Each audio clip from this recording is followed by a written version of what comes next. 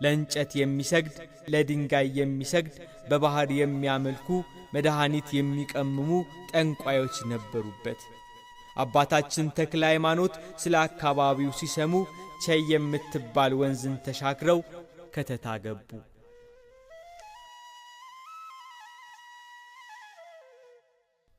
የአካባቢው ሕዝብ ከአምልኮተ እግዚአብሔር ወጥቶ ግብሩ እንደ እንስሳ ሆኖ አገኙት።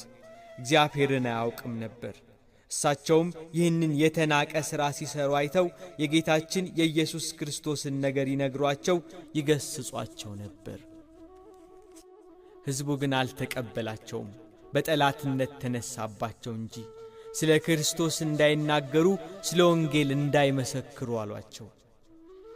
በፍጹም እምነት አባታችን ተክለ ሃይማኖት ግን ሰዎቹ ወደሚያመልኩበት ዛፍ ሄዱ። በዛፉ ያደረ ሰይጣን እኔ ፈጣሪያችሁ ነኝ የሚል ድምፅ ያወጣል። ሕዝቡ ሁሉ ለዚያ ዛፍ ይሰግዱለታል፣ የወደደውን ይሰውለት ነበር። አባታችን ተክለ ሃይማኖት ከሀገሬው ሰዎች ጋር ወደ ዛፉ በቀረቡ ጊዜ በዛፉ ላይ ያደረ ሰይጣን እያጓራ ጮኸ። ይህንን እንግዳ ሰው ወደ እኔ አታምጡት እያለ ጮኸ።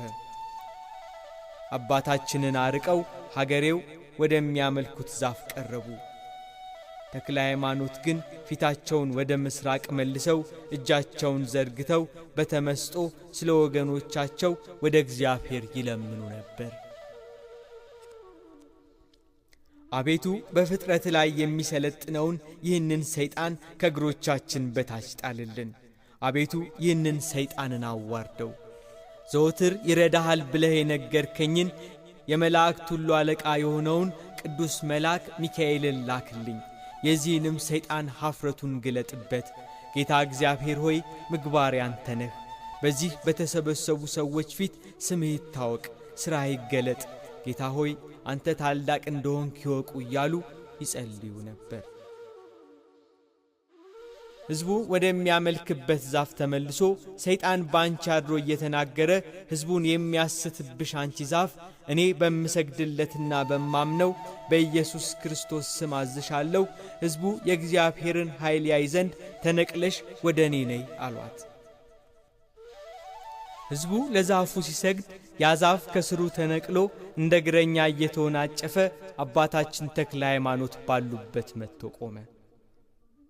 የሰናፍጭ ቅንጣት የሚያህል እምነት ቢኖራችሁ ይህንን ሾላ ተነቅለህ ወደ ባህር ተተከል ብትሉት ይታዘዝላችኋል እንዳለ ጌታ በወንጌል። በዛፉ ያደረ ሰይጣን አንተ ክፉ ሰው ካንተ ወዴት ትሸሻለሁ? መላዋን የጽላልሽን አውራጃ የተውኩልህ አይበቃህም? ዛሬም ባሪያዎቼን ልትቀማኝ ነው እያለ እያጓራ እያለቀሰ ጮኸ። ያን ጊዜ ቅዱስ ሚካኤል እንደ መብረቅ እያበራ ከሰማይ ወርዶ ሰይጣኑን አንቆ ያዘው። ሚካኤል ጊዜ ሳይደርስ እንዳታጠፋኝ እያለ ሰይጣኑ ጮኸ። ከእንግዲህ ወዲህ ይሰው ወዳለበት አልደርስም እያለ ጮኸ። የአገሩ ሰዎች ሁሉ ወደ አባታችን ወደ ተክለ ሃይማኖት መጥተው የሕይወት ብርሃን አባታችን ሆይ ወደሚወደድ የወንጌል ጎዳና ምራን እያሉ ከእግራቸው ስር ወደቁ።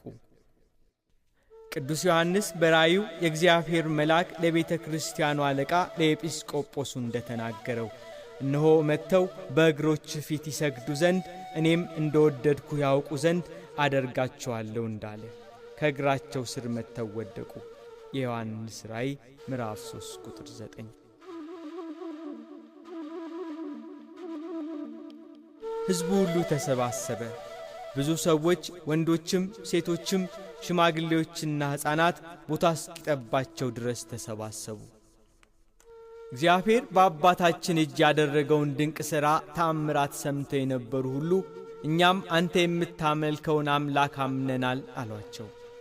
አባታችን ተክለ ሃይማኖት ተነስተው ምዕጻት ወደምትባል ወንዝ ወርደው ውሃውን ባርከው በአብ በወልድ በመንፈስ ቅዱስ ስም አጠመቋቸው።